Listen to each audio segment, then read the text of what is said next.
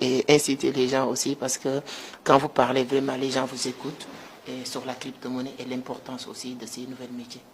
Ok, donc moi j'aime comparer la crypto-monnaie à Internet, j'aime comparer la crypto-monnaie à WhatsApp, j'aime comparer la crypto-monnaie à Facebook. Et on a dit que toute nouvelle invention ou révolution rencontre trois choses. Numéro un, et la ridiculisation, c'est-à-dire quand quelqu'un est nouveau, on va d'abord avoir une vague de personnes qui vont ridiculiser, ils vont se moquer. Nous tous, on s'est moqué de Facebook, on s'est moqué de WhatsApp ici, on s'est moqué même des mobile money. Quand on met l'argent dans un téléphone, bon, nous on riait, bon, on n'était pas aussi, les mobile money, ça vaut pas 20 ans en Afrique, hein, en moins de 5 ans, tout le monde, ou 10 ans. Mais il y a des commerçants qui juraient qu'ils ne mettront jamais leur argent dans le téléphone, ou que c'est du n'importe quoi. Mais aujourd'hui, c'est eux-mêmes qui mettent devant leur boutique là. Tous les mobile money sont acceptés ici. Au lieu de citer, ils mettent tout est accepté ici. Pourquoi il fait ça? Si les garçons, il ne faut pas qu'il va faire. Et c'est la même chose aussi que Internet. Au début, quand Internet venait, les gens ont critiqué que c'est des sites de les gens se prostituent. Mais aujourd'hui, quelle entreprise n'installe pas de Wi-Fi? Donc, on va d'abord ridiculiser l'invention. Ensuite, on va la dramatiser. On va dire que c'est dangereux. Quand ils vont échouer à ridiculiser, et que celui qui ridiculise même devient le ridicule, voilà qu'il va dire que c'est dangereux, que c'est très dangereux, que c'est pas parce que ça va envoyer des guerres, que ça sert à financer des terrorismes, alors que le terrorisme existait même avant Satoshi Nakamoto, parce que lui c'est... On parle de Bitcoin, c'est 2009, non? Oui, 2009. Mais le plus grand attentat terroriste, c'était en 2001, non? Ouais. Ok, donc quand des gens qui ne veulent pas travailler, les cerveaux disent que les Bitcoins, c'est pour financer le terrorisme, c'est comme si le terrorisme n'existait pas avant le Bitcoin. Tout ça, c'est des paresseux mentaux qui ne veulent pas travailler, ils ne veulent pas bosser, ils ne veulent pas faire des recherches. Donc, ils vont d'abord dire que c'est dangereux, que ça permet de faire ça, que quelqu'un a été arnaqué. Mais est-ce que les arnaques, là, ça existait bien avant la technologie de la blockchain? Exactement.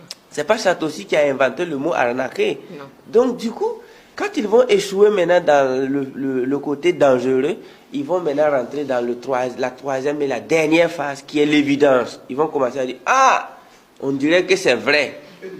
On dirait que ça là, on ne peut plus.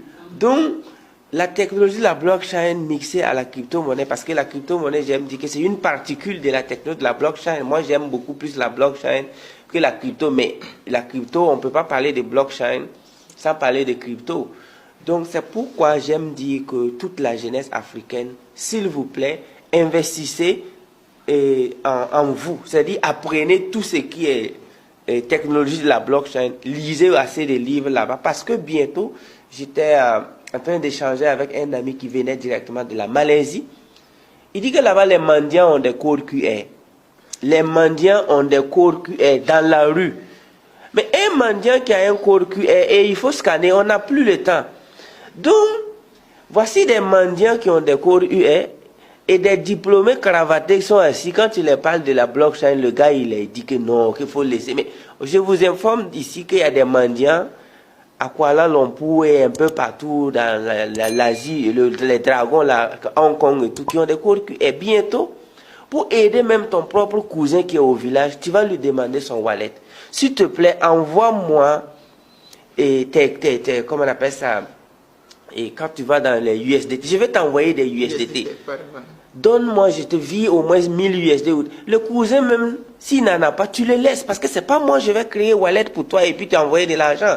Bientôt, pour aider quelqu'un, on va tout simplement lui dire, tu veux que je t'envoie ça par TRC20 ou ERC20 et BEP20. Et le gars, il ne comprend. Moi, je veux pas, j'ai mon argent, je vais te donner. C'est pas moi, je vais te montrer les termes techniques.